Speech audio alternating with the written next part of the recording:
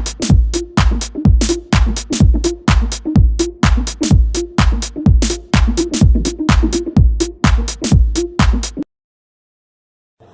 am Himanshu Sharma, a final year student of Electronics and Communication Engineering at VIT Chennai.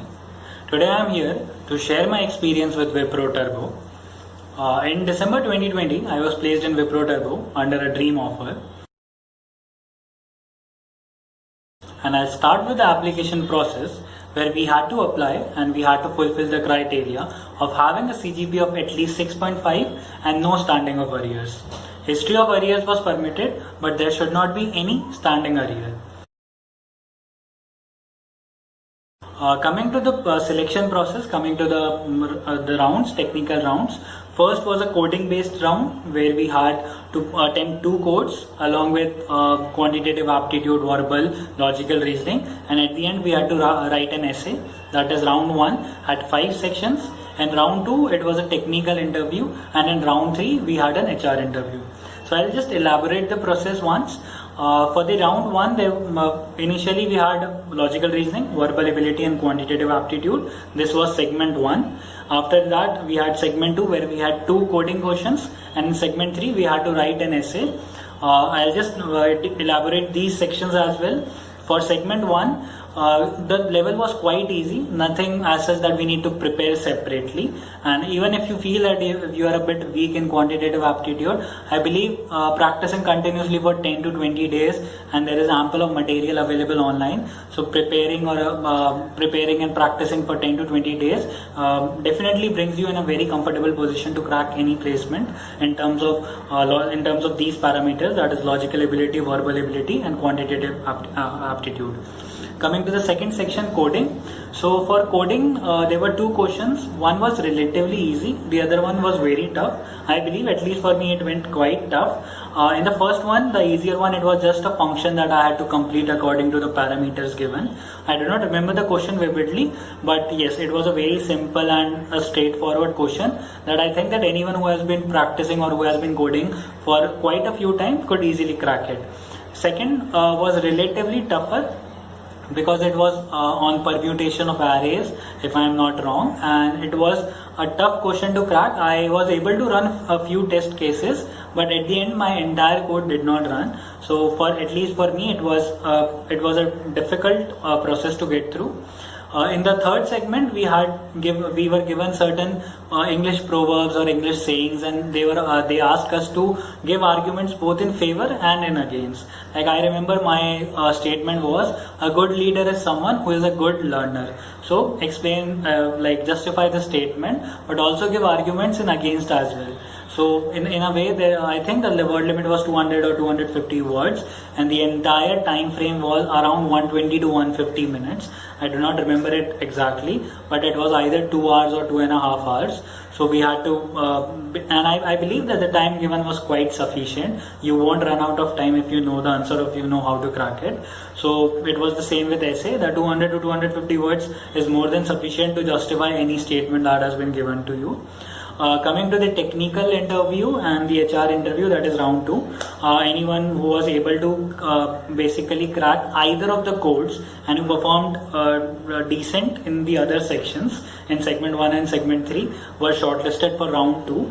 So here is a key point, that you need to run at least one of the codes, and at the same time it is not just important to run code, but also give due importance and due seriousness to the other sections as well. I'll just point out one thing, that I know people who are able to crack both the codes, even the tougher one, but they did not take the quantitative aptitude or the section of logical ability very seriously, and thus they weren't shortlisted. So just make sure that you give every section due importance, and that goes same with essay writing. People are just, I know people who just attempted in like 50-60 words just for the sake of it, in spite of the fact that they were able to run both the codes. Ultimately they weren't shortlisted. So give due respect to every section and every segment of that section. So coming to the technical interview now. Technical interview for most of the companies that are going to come under regular or dream offer, I can tell you clearly and very strongly that it is a technical interview is an interview that works or that goes as per your resume. what you are presenting to the interviewee, he or she may ask the same questions as per your resume. Like if like I was someone who was more inclined towards machine learning, so my interview that lasted around 20 minutes was more like it was more dominated by machine learning, the algorithms, the scope of machine learning in future, what are the projects that you have worked. So your projects, your internship, and your certificates if you have any. These 3 points would definitely they have to be there in the process if it is a technical interview. So just make sure that whatever you are presenting in your resume, you know everything in detail and you are very confident about those aspects. So it was the same in Wipro Turbo. I had a couple of questions on C++, OOPS. I had a couple of questions on machine learning. What is the scope of Python? What is the scope of machine learning in future? Then I also had a couple of non-technical questions just for the sake of it. That what are the new skills, new non-technical skills that I learned during the time of pandemic, during the time of lockdown, and it lasted around 20 minutes. After that, all the people who were shortlisted were sent for the final round, that is the HR round. HR round is a very basic round where they are going to check your conversation skills, they are going to check your confidence level. So you need to be very calm and composed, because if you are able to get till the HR round, if you are able to get through the technical interview to the HR round, it is 99% guarantee that you will definitely make it through. You just need to be yourself. You just need to be very composed, calm, and very confident. 3 C's: composed, calm, and confidence. So coming to my HR round, first basic questions about about who I am as a person, my skills, my strengths and my weaknesses, my hometown, about my family background, all these questions. Then there were certain situation based questions, that what if I do not get into a domain that deals with machine learning? What if it is in the department of web development, in the domain of web development, or let's say UX UI designing? So what would be my attitude? How would I react in that situation? What happens that if I'm not in good terms with my boss or with my immediate senior? How would I react? So certain situations like this. And I believe that even for HR round, you do not need to learn something separately. Just go and Google basic HR interview questions. If you get a list of 20-25 questions, that is more than sufficient, because definitely 5 to 6 questions they are going to ask you the same questions. They are just going to ask you, they are just going to check your confidence and the way you answer the questions. So this is pretty much that how the process is going to last. To let's say that what was my strategy, it was, I think, continuous practice is the most important thing. Persistence is the most important ingredient, at least to get a dream offer. Obviously for super dream you need to push yourself or invest more time, but at least for a dream offer, decent practice, decent command over either of the programming languages is more than sufficient. Practice little about the other segments, quantitative aptitude, verbal, essay writing. If you feel that if you are weak in those areas, just go on Google, search about them. You can also go and search that what Wipro Turbo has been asking conventionally in their interviews, in their round ones and round twos, and round one and round two. So what happens is basically that a lot of time they do not change the questions, or they do not change the pattern. So the pattern that came in 2019, it was exactly the same that came in 2020.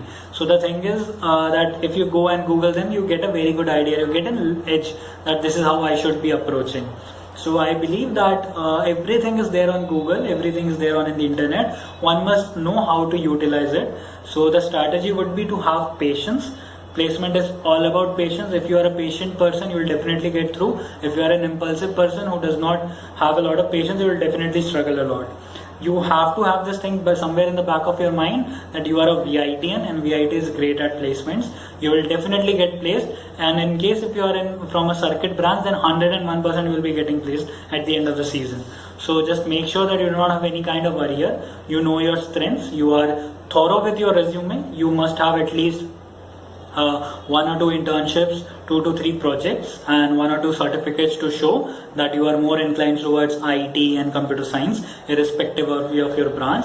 And this will definitely get you through any dream company that comes in the campus. So this is pretty much it. This should be your strategy. Make your resume, build your resume, do it wholeheartedly. Do not repeat the mistakes that you have been committing. Do it sincerely. You get a good 2 to 3 month period before placement, so utilize it. It is not at all necessary to sit for 10-20 hours a day, 10-12 hours a day to crack placement or learn coding. Even in I think I invested like 4 to 5 hours a day, and not to like 4 to 5 hours per day, and I think at the end of the 1.5 month or 2 months I had a good command over language. I had my primary language was C++, so I was able to understand, I was able to comprehend the questions, I was able to run the codes that were coming in previous companies in the previous tests. So I believe that eventually you start developing your confidence, your ability, and when your company has to come, it will come and you will crack it undoubtedly. So have patience, have persistence, and learn things. You have ample of opportunities, you have ample of knowledge that is there on internet. Please utilize it, and CGPA won't affect you. If you have a CGPA more than 7, it is okay. If you have a CGPA of around 8.5 or 9, you are one among those in the creamy layer. You will be sitting in every company that comes. So if you are on the related, like I was my CGPA was 7.74 at the time I applied. So I was on the relatively on the lower side, but I do not feel that I missed on a lot of companies. Yes, there were a couple of companies that I wasn't able to sit. I wasn't eligible for them, but for most of them you will be eligible. So have patience. Do not worry much.